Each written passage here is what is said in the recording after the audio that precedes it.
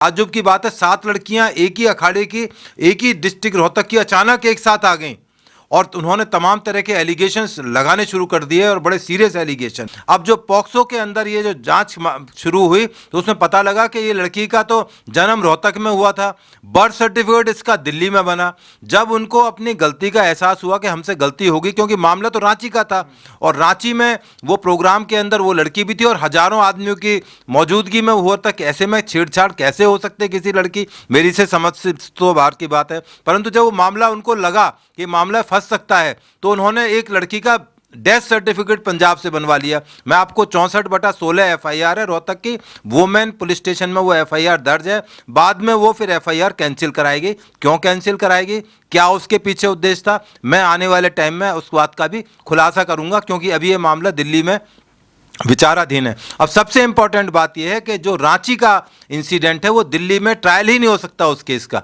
तो वो तो ज़बरदस्ती यहाँ पर किसी दबाव बनाकर करा दिया गया। और मैं एक बात और आपके चैनल पर स्पष्ट कर दूं कि ये जो बार बार कहा जा रहा है कि सुप्रीम कोर्ट के कहने पर एफआईआर, नो, सुप्रीम कोर्ट के कहने पर एफआईआर नहीं हुई है। पिटीशन गई थी, उसमें जो देश के सबसे बड़े वकील तुषार मेहता हैं, उन्होंने दिल्ली पुलिस को कहा कि इस कंट्रोवर्सी को खत्म करने से अच्छा है कि आप इसमें 2 एफआईआर दर्ज करके इन्वेस्टिगेशन करके अदालत को बता दें। तो सुप्रीम कोर्ट का कोई आदेश नहीं है इन एफआईआर को दर्ज करने के पीछे, ये एक भ्रांति पैदा की जा रही है और जानबूझकर की जा रही है। अब जब इन्वेस्टिगेशन हुई तो पता लगा कि वो जो लड़की थी जिसके बारे में बताया जा रहा है वो लड़की तो मर चुकी, पर जब गांव में पुलिस पहुंची, वहां पर हमारी एसआईटी की इन्वेस्टिगेशन हुई तो उसे पता लगा कि उस घर में तो केवल एक ही लड़की पैदा हुई थी, ये दूसरी लड़की कहां से पैदा हो गई। अब उनके चाचा भी खुलकर आ गए, खुलेआम आरोप लगा रहे हैं कि बिल्कुल बेबुनियाद हैं। हालांकि उसमें यही बताया जाता है कि उनके परिवार में कुछ विरोध भी है, दोनों भाइयों में झगड़ा है, परंतु कहीं ना कहीं सच्चाई तो है तो और निकलकर वो चीज़ आ चुकी है, क्योंकि लड़की के 164 के स्टेटमेंट में वो अपने बयानों से मुकर चुकी है, जो कि अदालत के अंदर होते हैं और सर्वमान्य होते हैं। तो इसलिए ये सारा प्रकरण और उलझता चला गया। आज जैसा बताया गया कि अमित शाह जो गृह मंत्री साहब हैं, उनसे मिलने के बाद में साक्षी मलिक ने भी अपने बैक ट्रैक पर आ गई, वो भी अपना रेलवे की नौकरी में चले गई, क्योंकि मैंने भी इस मामले को लगातार चेस किया और मैंने भी इस देश के prime minister, home minister, commissioner, LG, सबको, रेलवे मिनिस्टर, उनको रिक्वेस्ट की कि जो इनका मिसकंडक्ट है कम से कम इन पहलवानों के खिलाफ उसमें एक्शन होना चाहिए, क्योंकि सरकारी बेनिफिट ले रखे हैं, बड़ी बड़ी कोठियों में ये लोग रह रहे हैं, बड़े बड़े पदों पर आसीन है, मोटी मोटी तनख्वाहें ले रहे हैं केवल खेल के नाम पर। और आप कर क्या रहे हैं कि जब नया पार्लियामेंट का उद्घाटन हो रहा है, आप वहाँ पर हंगामा कर बरपाने के लिए, उस प्रोग्राम को विफल करने के लिए आप वहाँ पर धरना प्रदर्शन कर रहे हैं। 144 धारा लगी हुई है और ऐसा नहीं कि आप अनपढ़ नहीं हैं, आप विदेशों में रही हैं, आप बड़े बड़े ओलंपिक में प्रतियोगिताएं जीती हैं, आपको सब पता है। तो कहीं ना कहीं कोई ना कोई तो इनके पीछे था। अब वो एक वो खाप पंचायत या पाप पंचायत, में तो उसको पाप पंचायत बोलता हूं, वो खाप वाप कुछ नहीं है। खाप का काम है अपनी बिरादरी के लिए, उनको उत्थान के लिए काम करना है, ना कि इस तरह के ड्रामे करने के, धरना प्रदर्शन करना कि पार्लियामेंट घेर लेंगे, कि दिल्ली को घेर लेंगे, चारों तरफ से ट्रैक्टर लेके आ जाएंगे, कभी हरिद्वार में हो रही है, कभी कुरुक्षेत्र में हो रही है। एक ड्रामा क्रिएट करने की कोशिश की गई थी, देश को बदनाम करने की कोशिश की गई थी। आने वाले टाइम में आप देखिए ये तमाम चीजें पब्लिक डोमेन में आएंगे और ये एक्सपोज तो हो चुके हैं, इनको नंगा तो कर दिया इन्वेस्टिगेशन ने, सोशल मीडिया ने, आप जैसे मीडिया ने इनको एक्सपोज कर दिया है कि कहीं नहीं है, परंतु अभी बहुत सारी चीज बकाया हैं, क्योंकि अभी इनके खिलाफ डिसिप्लिनरी जो मिसकंडक्ट हुआ है, क्योंकि जिस तरह से कानून को तोड़ा गया है, वह देश की इंटीग्रिटी के खिलाफ इन्होंने काम किया, इसलिए दिल्ली पुलिस ने इनके खिलाफ मुकदमा दर्ज किया और बाई नेम मुकदमा है, उसमें ये अरेस्ट होंगे, इनका ट्रायल होगा, क्योंकि मुकदमा दर्ज होने के बाद उसका निस्तारण केवल और केवल अदालत में होता है। पुलिस के पास कोई अख्तियारात नहीं, दिल्ली पुलिस के पास, कि इन मुकदमों को रख के बैठ सके लंबे टाइम तक। किस तरीके की कार्रवाई इन लोगों पे हो सकती है? अगर पॉक्सो एक्ट जिस तरीके से इन्होंने लड़की को बताया कि नाबालिग थी, आपने बताया कि लड़की नाबालिग नहीं थी, उसके बाद इन्होंने एफआईआर कराई, अगर सारा का सारा मामला झूठा निकलता है तो पहलवानों पे एफआईआर होगी, किस तरह की कार्रवाई हो सकती है? देखिए, जो सबसे पहले पॉक्सो का मामला बिल्कुल अब तो एक्सपोज हो गया है कि झूठा था। अब इसके अंदर जो उसके पिता हैं उनके खिलाफ चीटिंग का मुकदमा बनता है 420, 468, 471 और 120 बी क्रिमिनल कॉन्स्पिरेसी। जो ये तमाम जो पहलवान हंगामा कर रहे थे, पॉक्सो पॉक्सो, अरेस्ट करो शरण भूषण सिंह। मेरा कोई रिश्तेदार नहीं है, मेरे नाम जरूर कॉमन भूषण है, परंतु वो कहाँ के रहने वाले हैं मैं उनसे कभी जिंदगी में मिला नहीं। परंतु जिस तरह से हंगामा बरपाया गया, उनको अरेस्ट करें बिल्कुल, यदि देश का कानून इजाज़त देता है दिल्ली पुलिस उनको अरेस्ट करे, दूसरी एजेंसी उनको आकर अरेस्ट करें।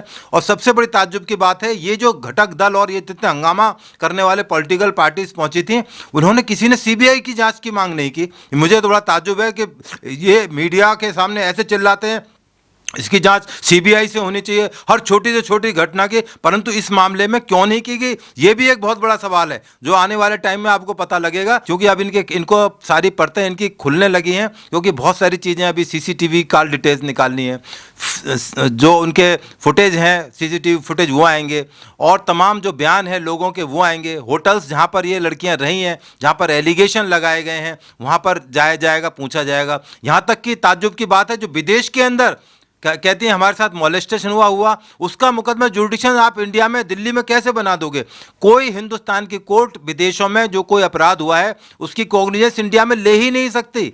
मैं बड़ी जिम्मेदारी से और आपके चैनल बता रहा हूं, तो ये जो सारा प्रकरण है ये बहुत उलझा हुआ है। अब चूंकि पहलवानों को लगा कि एक तरफ तो माया मिली ना तो नौकरी अब जा रही है, उधर से मेडल हमें गंगा जी में बहाने पड़ जाएंगे, क्योंकि हम कह चुके हैं हट गए तो थूक के चाटना पड़ेगा। तो इनकी पोजीशन थूक के चाटने जैसी है। आज साक्षी गई, आने वाले टाइम में देखना दूसरे विनेश फोगाट जितने भी पहलवान हैं, और पहलवान होना एक सर्टिफिकेट नहीं है कि आप बहुत अच्छे आदमी बन गए। आपको याद है दिल्ली के अंदर सुशील पहलवान अभी जेल के अंदर है, किस तरह के संगीन धाराओं के अंदर जेल में है। हिंदुस्तान के नहीं वर्ल्ड के बड़े बड़े चैंपियन, या तो जितने टोटल ओलंपिक्स में अभी यहाँ मेडल लाए उतने मेडल अकेले लाने वाला है। तो ऐसा नहीं है कि सर्टिफिकेट इस चीज़ का है कि आप कुछ भी कर सकते हो, आप किसी पे झूठा एलिगेशन लगा सकते हो। तो इसलिए आने वाले टाइम में और घटनाएं आएंगी, खुल के आएंगी, तमाम चार्जशीट आएंगी इनके खिलाफ, तमाम इन्वेस्टिगेशन आएंगी। और दिल्ली पुलिस एक प्रोफेशनल फोर्स है, जो धैर्य की हमारी पराकाष्ठा थी वो इन्होंने चेक की है। आपको याद होगा जंतर मंतर पर कोई धरना प्रदर्शन अलाउड नहीं है, क्योंकि वहाँ एसीपी पार्लियामेंट था और मुझे आदेश दिया गया था कि आज के बाद में यहाँ पर कोई धरना प्रदर्शन नहीं होगा। ये इलीगल तरीके से बैठे थे, फिर भी इस देश की सरकार ने, दिल्ली पुलिस ने एक पहलवान मानते हुए, एक अच्छे लॉ अबाइडिंग सिटीजन मानते हुए इनको बैठना वहाँ अलाउड किया।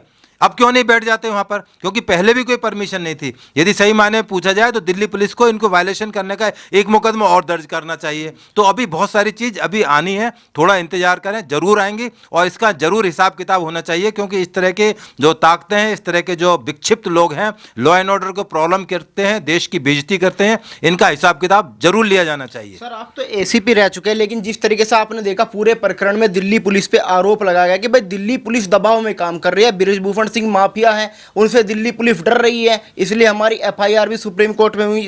लेकिन आपने बता दिया कि एफआईआर दिल्ली पुलिस ने की थी। देखिए, दिल्ली पुलिस ना तो कभी डरी है।